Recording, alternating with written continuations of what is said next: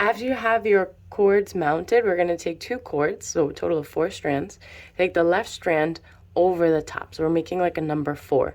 You're going to take that far right, put it over, and then under, and then pull taut. It's going to look a little messy, but that's okay. Now we're going to do exactly the same thing, but just on the opposite side. This is our lead cord. This is the one we started with over here. So it goes over the top. The other one, it goes across the end of the 4 and around the book and through. And that's where we have our square knot. And I'll do the same thing on the other side. Literally the exact same thing. So I did the left side to make half of my square knot.